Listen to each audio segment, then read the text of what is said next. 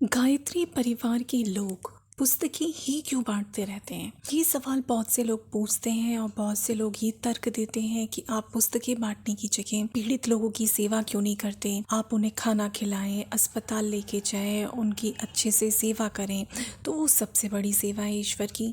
तो आप क्यों सिर्फ किताबें ही बांटते रहते हैं?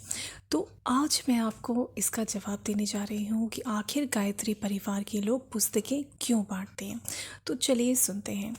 पहला तो ये है कि पंडित श्री राम शर्मा आचार्य जी का जो उद्देश्य था वो था कि सभी धर्मों के लोगों तक, सिर्फ हिंदू धर्म नहीं, सभी धर्मों के लोगों तक वैज्ञानिक आध्यात्मवाद को पहुंचाना, साइंटिफिक स्पिरिचुअलिज्म को पहुंचाना, और जिसके द्वारा मनुष्य में देवत्व का उदय और धरा पर स्वर्ग के अवतरण, मतलब जितने भी इंसान हैं उनके अंदर जो देवता है वो जगें, उनका देवत्व जगे और उनकी राक्षसी प्रवृत्तियां कम हो, और साथ ही ये पूरी पृथ्वी जो है इस पर स्वर्ग का अवतरण हो।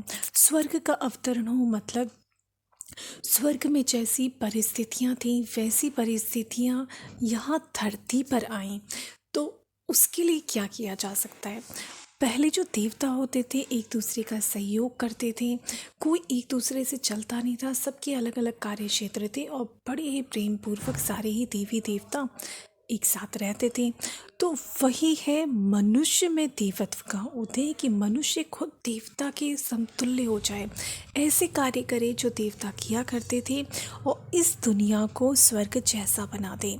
तो इसके लिए जो ऋषि थे वो चाहते थे कि कोई ऐसी आत्मा तप बल से युक्त हो, जिसने बहुत तप किया हो, तपो बल से युक्त एक ऐसी आत्मा इस काम के लिए होनी चाहिए। और उन सभी ऋषियों ने मिलके चुनाव किया परम पूज्य गुरुदेव का और उनसे कहा कि तुम जाओ धरती पर और वैज्ञानिक आध्यात्मवाद को पहुंचाओ। और जिस तपस्या को गुरुदेव ने 26 साल तक किया, उस तपस्या को रामायण काल में भरत ने लगभग 14 वर्ष तक किया था और गुरुदेव ने 26 साल तक किया। तो अब इतनी कष्ट भरी और कठोर तप साधना जो गुरुदेव ने की, उसकी फलस्वरूप जो साहित्य का निर्माण हुआ, उस साहित्य को हम जैसे चिंतन, चरित्र और व्यवहार से शून्य व्यक्ति भला किसी और को कैसे समझा सकते हैं। इसीलिए परम पूज्य गुरुदेव ने कहा, बेटे मेरा साहित्य ही मेरा शरीर है, अस्तित्व है। अपने सद्गुरु से मुझे जो ज्ञान मिला है उससे मैं भविष्य में आने वाली तबाही को स्पष्ट देख रहा हूँ।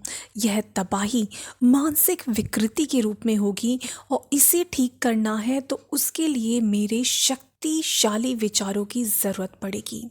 जितनी मौतें भूख से तड़प कर होंगी उससे कहीं अधिक और भयंकर मौतें विचारों की विकृति तथा दिमाग खराब होने की वजह से होगी। ऐसे में दवाइयाँ और अच्छा खाना देने से बीमारी ठीक नहीं होगी, बल्कि उस बीमारी को मेरा लिखा हुआ साहित्य ठीक करेगा, क्योंकि बीमारी 90% तक मानसिक रहेगी। लेकिन बेटे आपको यह सब अभी नहीं समझ में आएगा। मैं दुनिया के हर व्यक्ति तक नहीं पहुंच सकता क्योंकि मैं लंगड़ा हूँ। तुम मुझे अर्थात मेरे साहित्य को अपने कंधे पर बिठा लो और हर धर्म के, हर संप्रदाय के व्यक्ति तक मुझे पहुंचा दो। इस अमृत की हर व्यक्ति को आवश्यकता है। इसलिए हर गायत्री परिजन को गुरुदेव के सत साहित्य को आम लोगों तक पहुंचाने का प्रयास करना चाहिए। आप यदि परम पूज्य गुरुदेव की कोई किताब एक बार पढ़ लेंगे और यदि आप पढ़ने के शौकीन हैं या आपका अध्यात्म में इंटरेस्ट है और आप अपने ज्ञान को और बढ़ाना चाहते हैं, तो आप निश्चित ही यह कहेंगे कि इतना अच्छा साहित्य है, इतनी अच्छी पुस्तकें आपको पहले क्यों नहीं मिली। और जब कोई व्यक्ति कोई अच्छी चीज़ को चख लेता है या खा लेता है जो उसने कभी भी पहले न चखी हो न खाई हो, तो वह व्यक्ति उसका स्वाद सभी को बताना चाहता है और खिलाना भी चाहता है। यही कारण है कि हम लोग पुस्तकों के रूप में अपने परम पूज्य गुरुदेव पंडित श्री राम शर्मा आचार्य जी को आपसे मिलवाते हैं। और परम पूज्य गुरुदेव ने 3200 के आसपास किताबें लिखी हैं जो जीवन की विभिन्न समस्याओं का समाधान करती हैं और बहुत सी हमारी जिज्ञासाओं को शांत करती हैं। जीवन के हर क्षेत्र से संबंधित जो हमारे प्रश्न होते हैं उनके उत्तर, उनके समाधान हमें परम पूज्य गुरुदेव की पुस्तकों में मिलते हैं।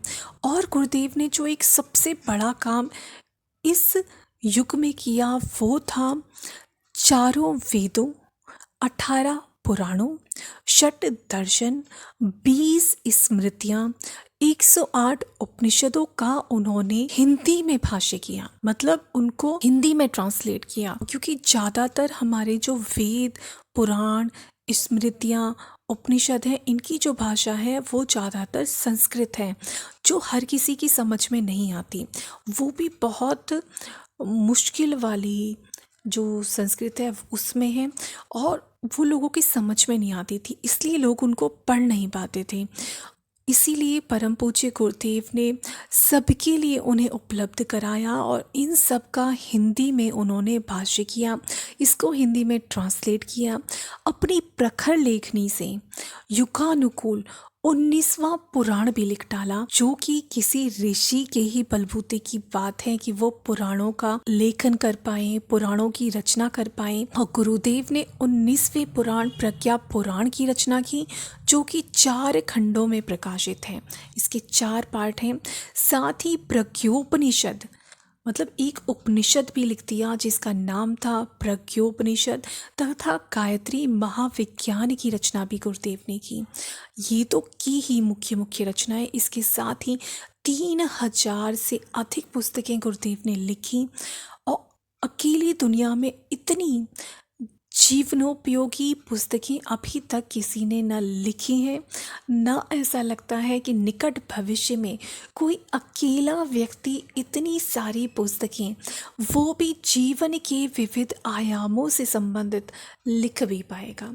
तो उनके अंदर एक ऐसी दैवीय शक्ति थी जो वो चाहते थे कि दुनिया के हर धर्म संप्रदाय के लोगों तक पहुँचे और सारे ही लोग जो आज के ज़माने में टेंशन है, परेशानी है, चिंता है, कष्ट है, और ये सारी की सारी हमारी जो चिंताएं हैं 90% तक ऐसी हैं जो किसी आधारहीन होती हैं, जिसका कोई खास रीज़न नहीं होता, वो बस हमारे गलत सोचने की वजह से होती हैं।